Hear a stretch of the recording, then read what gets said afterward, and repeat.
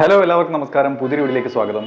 നമുക്കിന്ന് ഈ വീഡിയോയിലൂടെ മഹലനോബിസ് ഗ്രോത്ത് മോഡൽ എന്താണെന്ന് മനസ്സിലാക്കാം. ഇത് ഒരുപാട് നാളായി 2-3 സബ്സ്ക്രൈബേഴ്സ് റിക്വസ്റ്റ് ചെയ്തിട്ട് എനിക്കിപ്പോഴാണ് ചെയ്യാൻ സമയം കിട്ടിയത് കേട്ടോ. ഇത് ഒരുപാട് ലെങ്തി വീഡിയോ ആണ്. ഇതിൽ 3 സെക്ടറായിട്ടാണ് ഇതിൻ്റെ ഡെവലപ്മെൻറ്റ് പ്രോസസ്സ് പറയുന്നത്. അതായത് single sector, 2 sector, 4th sector. ഇപ്പോൾ ഞാൻ ഈ വീഡിയോയിൽ സിംഗിൾ സെക്ടർ മോഡൽ മാത്രമാണ് ചെയ്യാൻ ഉദ്ദേശിക്കുന്നത്. 2 സെക്ടറും 4th സെക്ടറും അടുത്ത 2 വീഡിയോകളായിട്ട് ചെയ്യാം. ഓക്കെ, എന്നാലാണ് നമുക്ക് കറക്റ്റായിട്ട് അത് മനസ്സിലാവത്തുള്ളൂ കേട്ടോ. അപ്പം എന്തായാലും നമുക്ക് ഈ വീഡിയോയിലേക്ക് കിടക്കാം. മഹലനോബിസ് മോഡൽ. നമുക്ക് മോഡലിലേക്ക് പോകുന്നതിന് മുമ്പ് നമുക്ക് മഹലനോബിസിനെ കുറിച്ച് കുറച്ച് കാര്യങ്ങൾ മനസ്സിലാക്കാം. He was born in 29 June 1893. അതുകൊണ്ട് തന്നെ 29th ജൂൺ ഈ celebrated as national statistics day. മനസ്സിലായില്ലേ? 29 ജൂൺ എന്ന് പറയുന്നത് നാഷണൽ സ്റ്റാറ്റിസ്റ്റിക് ഡേ ആയിട്ടാണ് സെലിബ്രേറ്റ് ചെയ്യുന്നത്. പിന്നെ PC Mahalanobis is known as the father of national statistics and also known as the father of modern Indian statistics. അതായത് ആധുനിക Indian സ്റ്റാറ്റിസ്റ്റിക്സിൻ്റെ പിതാവായിട്ടും സ്റ്റാറ്റിസ്റ്റിക്സിൻ്റെ അതായത് ഇന്ത്യയുടെ സ്റ്റാറ്റിസ്റ്റിക്സിൻ്റെ പിതാവായിട്ടും അറിയപ്പെടുന്നത് PC മഹലനോബിസിനെയാണ്. He is the founder of second 5-year plan. അതായത് സെക്കൻഡ് 5-year പ്ലാൻ, 2ാം പഞ്ചവത്സര പദ്ധതിയെക്കുറിച്ച് ഓൾറെഡി ഒരു വീഡിയോ ഇട്ടിട്ടുണ്ട്. അതിൻ്റെ ലിങ്ക് ഇവിടെ ഇട്ടേക്കാം. അത് ക്ലിക്ക് ചെയ്താൽ അത് മനസ്സിലാക്കാവുന്നതാണ്. അപ്പം ഈ 2ാം പഞ്ചവത്സര പദ്ധതി ഇദ്ദേഹത്തിൻ്റെ പ്ലാനിൻ്റെ അടിസ്ഥാനത്തിലാണ് നടപ്പിലാക്കിയിരിക്കുന്നത്. ഇനി ഇതെന്ന് പറയുന്നൊരു ഗ്രോത്ത് മോഡലാണ്. അപ്പോൾ ഇതിൻ്റെ കുറച്ച് ഇൻട്രൊഡക്ഷനായിട്ട് പറയുന്ന കാര്യങ്ങൾ നോക്കാം. Shift in the pattern of industrial investment. എവിടെ നിന്നിട്ട് ഇൻഡസ്ട്രിയൽ ഇൻവെസ്റ്റ്മെൻറ്റിൽ നിന്ന് ഒരു ഷിഫ്റ്റ്, അതിൽ നിന്ന് മാറിയിട്ട് എവിടേക്ക് പോകണം? Towards building up A domestic consumption. Domestic consumption increase ചെയ്യുന്നതിൻ്റെ ഒരു രീതിയിലേക്ക് പോകുക എന്നാണ് ഈ മോഡലിൻ്റെ അടിസ്ഥാനം എന്ന് പറയുന്നത്. എന്നാൽ ഇത് emphasise on building of basic heavy industries. അടിസ്ഥാനപരമായിട്ടുള്ള ഹെവി ഇൻഡസ്ട്രീസ് ബിൽഡ് ചെയ്യുന്നതിൽ ഈ പദ്ധതി ഊന്നിയിരുന്നു. ഓക്കെ, അപ്പോൾ ഇനി നോക്കാം. In order to reach a high standard in consumption. നേരത്തെ പറഞ്ഞ പോലെ ഞാൻ പറഞ്ഞില്ലേ, ഡൊമസ്റ്റിക് കൺസംഷൻ കൂട്ടുക എന്നാണ് ഇതിൻ്റെ അടിസ്ഥാനപരമായ ലക്ഷ്യം എന്ന് പറയുന്നത്. ഇപ്പോൾ ഈ ഡൊമസ്റ്റിക് കൺസംഷൻ കൂട്ടുന്നതിന് വേണ്ടിയിട്ട് ഏതിൽ ഇൻവെസ്റ്റ് ചെയ്യണം? Investment in building a capacity.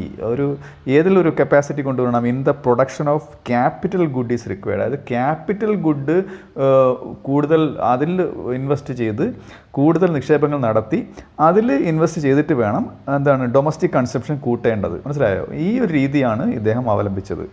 This model was introduced in second 5-year plan. അത് ഞാൻ ഓൾറെഡി പറഞ്ഞു കഴിഞ്ഞു. ഇനി നോക്കാം. PC മഹലനോബിസ് 1950കളിൽ 3 മോഡൽ ആണ് ഡെവലപ്പ് ചെയ്തത് കേട്ടോ. In early 1950s PC Mahalanobis had developed 3 models for 3 sectors. അതായത് ഏതൊക്കെയാണ്? ഒന്ന് single sector, 2 sector, 4th sector. ഞാൻ 3 ഇൻട്രൊഡക്ഷനിൽ പറഞ്ഞു. അതായത് ഇതിൽ 4th സെക്ടർ എന്ന് പറയുന്നത് 2 സെക്ടർ മോഡലിൻ്റെ ഒരു ഇൻഫ്ലുവൻസിൻ്റെ ഫലമായിട്ടാണ് ഈ 4th സെക്ടർ മോഡൽ ഉണ്ടായിരിക്കുന്നത്.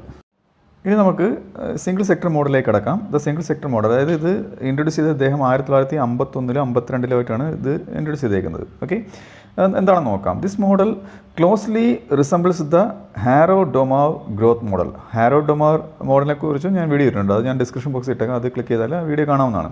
അപ്പോൾ ഇതുമായിട്ട് കൂടുതൽ സാമ്യമുള്ള ഒരു മോഡലാണ് ഈ സിംഗിൾ സെക്ടർ, PC മഹലനോബിസിൻ്റെ സിംഗിൾ സെക്ടർ മോഡൽ എന്ന് പറയുന്നത്.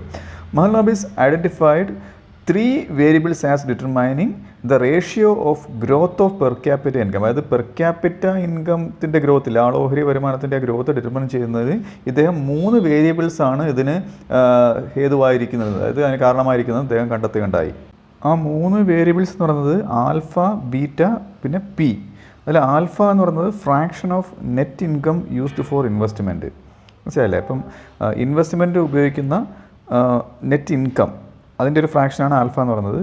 ഇനി ബീറ്റ എന്ന് പറയുന്നത് ഇത് ഇൻക്രിമെൻ്റൽ ഇൻകം ഇൻവെസ്റ്റ്മെൻറ്റ് റേഷ്യോ. ആ ഇൻവെസ്റ്റ്മെൻറ്റ് റേഷ്യോയിൽ ഉണ്ടാകുന്ന ആ ഒരു ഇൻക്രിമെൻ്റാണ് ബീറ്റ കാണിക്കുന്നത്. P എന്ന് പറയുന്നത് rate of growth of population, ജനസംഖ്യയുടെ വളർച്ച.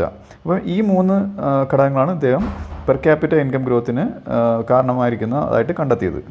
അതായത് ഈ മോഡലിൽ പറയുന്ന ഇക്വേഷൻ ഇത്രയേ ഉള്ളൂ. YT = Y0 × 1 + alpha beta minus P the whole raised to T. Okay, അപ്പോൾ ഇതിൽ ആൽഫ ബീറ്റ മൈനസ് P എന്ന് പറയുന്ന ആ ഒരു അത്രയും ഭാഗമല്ല, അത് കാണിക്കുന്നത് the rate of growth of per capital income ആണ്. അപ്പോൾ ഇതിൻ്റെ ഗ്രോത്ത് ടൈം പീരീഡ് അനുസരിച്ച് ഇതിൻ്റെ ഗ്രോത്ത് ആണ് ഇതിൽ പറയുന്നത്. ഇത് ഈ സിംഗിൾ സെക്ടർ മോഡൽ എന്ന് പറയുന്നത് സിമ്പിളായിട്ടുള്ള ഒരു മോഡലാണ് കേട്ടോ. അത്രേ ഇതിൽ പറയുന്നുള്ളൂ.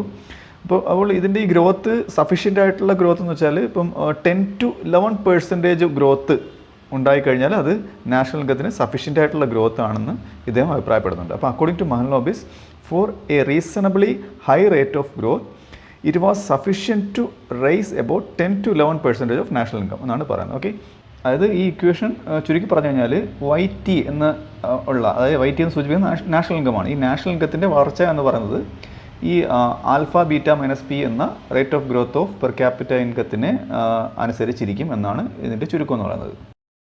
അപ്പോൾ ഈ വീഡിയോ നിങ്ങൾക്ക് മനസ്സിലായെന്ന് വിശ്വസിക്കുന്നു. 2 സെക്ടർ മോഡലുമായി അടുത്ത വീഡിയോയിലൂടെ വീണ്ടും കാണാം.